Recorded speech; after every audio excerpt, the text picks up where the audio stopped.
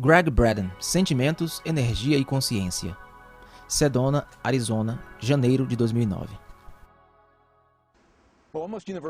Quase universalmente, textos e tradições antigas têm nos lembrado que nós estamos conectados. Eles disseram que nós somos um, que nós fazemos parte do nosso mundo, que somos parte da Terra e das mudanças na Terra.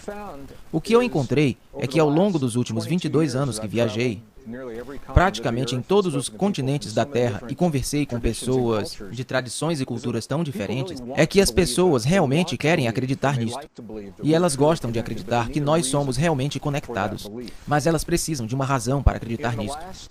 Nos últimos anos do século XX, e agora nos primeiros anos do início do século XXI, a ciência, agora, está nos dando aquela razão para uma mente lógica fazer a conexão para ver como nós estamos relacionados e como nós influenciamos o mundo.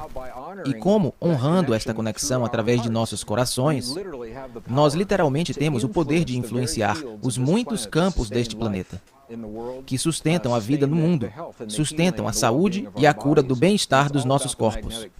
E é tudo sobre os campos magnéticos da Terra. Onde isto realmente ficou em foco foi em torno dos eventos de 11 de setembro de 2001. Foi durante aquele tempo que os Estados Unidos tinham como que 2 satélites. Eles chamam de GOES, G-O-E-S. Eu creio que eles foram chamados assim. Um posicionado no hemisfério norte, um posicionado no hemisfério sul.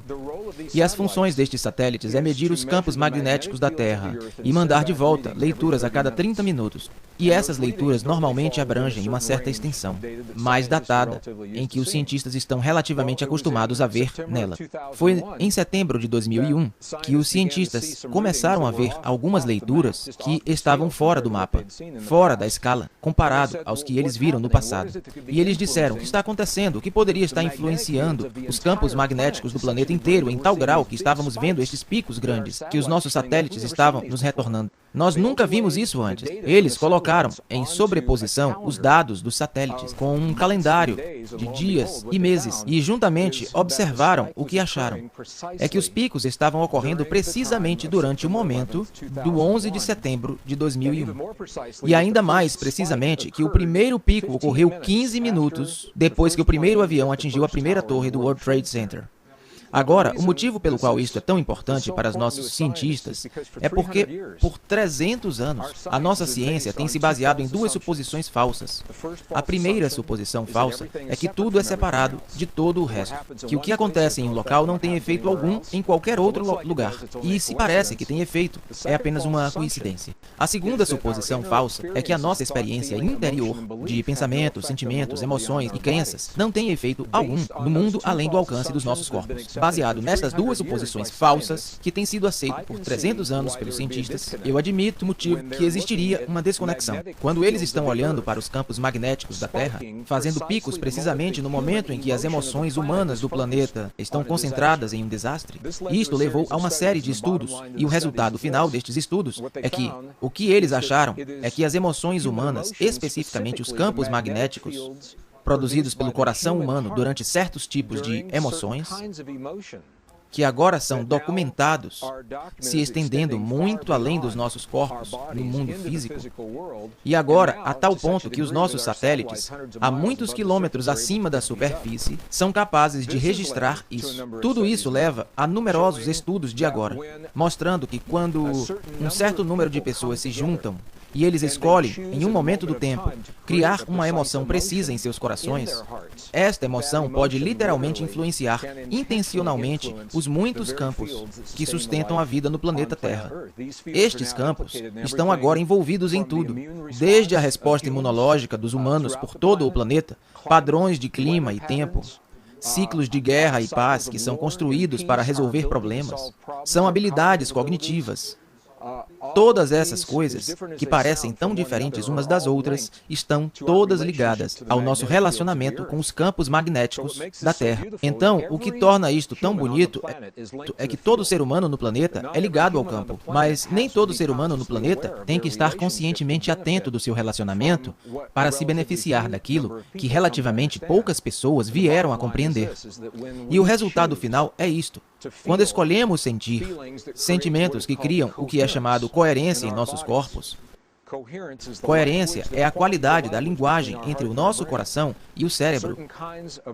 Certos tipos de experiências baseadas no coração, como apreciação, gratidão, perdão, carinho, compaixão, esses são os entendimentos antigos que sempre foram ensinados nas tradições mais verdadeiras do nosso passado.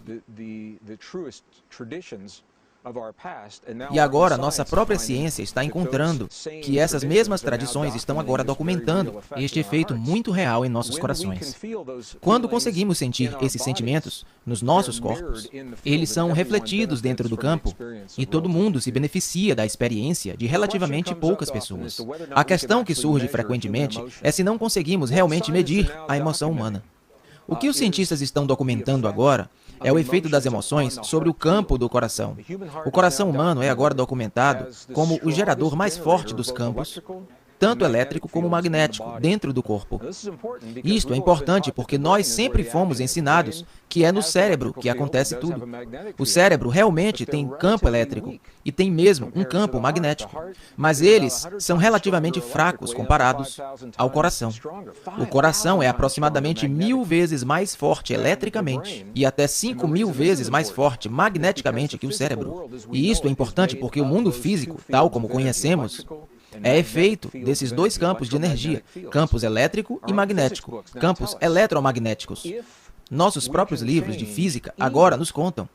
Se pudermos mudar tanto o campo magnético de um alúmen como o campo elétrico de um átomo, fazendo isso, nós mudamos literalmente aquele átomo. Nós mudamos a substância da qual os nossos corpos são feitos neste mundo. E agora parece que o coração humano é projetado para fazer ambos, mudar tanto o campo elétrico quanto o campo magnético dos nossos corpos, no nosso mundo. E eles mudam assim em resposta às emoções que criamos entre o nosso coração e o cérebro.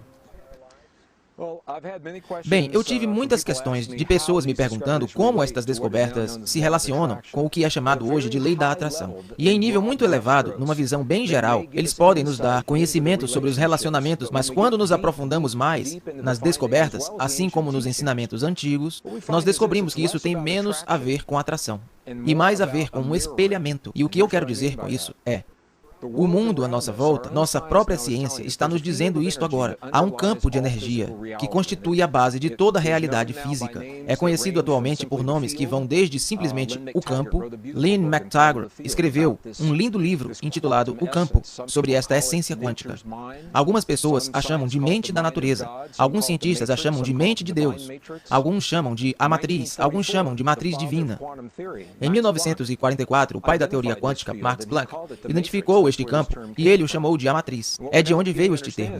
O que nós agora estamos começando a entender é que nós criamos os sentimentos do que nós escolhemos experimentar em nossas vidas.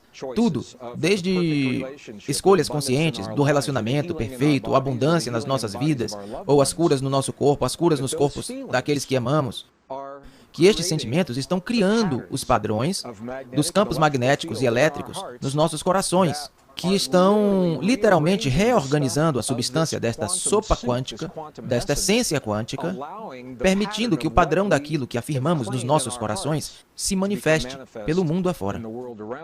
Então, tem menos a ver com atração, cientificamente falando, e mais a ver com conscientemente criar o modelo dentro de nós, sabendo que a substância do universo irá se solidificar ao redor daquele modelo, no mundo à nossa volta, do que simplesmente refletir o que afirmamos. Em outras palavras, uma maneira muito simples de entender isso, e já ouvimos isso antes, é que devemos nos tornar em nossas vidas as muitas coisas que escolhemos experimentar no nosso mundo. Atualmente a ciência está nos dando razões muito boas para entendermos por que é assim. Quantos indivíduos seriam necessários para reivindicar estes sentimentos em nossos corações, para criar algum efeito no nosso mundo? E as ideias sobre isso estão mudando. Voltando aos anos 70 e 80, passando pelo efeito Marish, os estudos da ATM, meditação transcendental, foi muito bem documentado que existe um efeito entre a consciência humana e o mundo à nossa volta. Este efeito é conhecido, mas o que nunca pode ser documentado foi precisamente o que estava acontecendo dentro do corpo do indivíduo para criar este efeito. E foi naquela época que a fórmula foi criada. E a fórmula simplesmente estabeleceu que se conseguimos criar este efeito com um certo número de pessoas, a raiz quadrada de 1% de uma dada população, então teremos o efeito.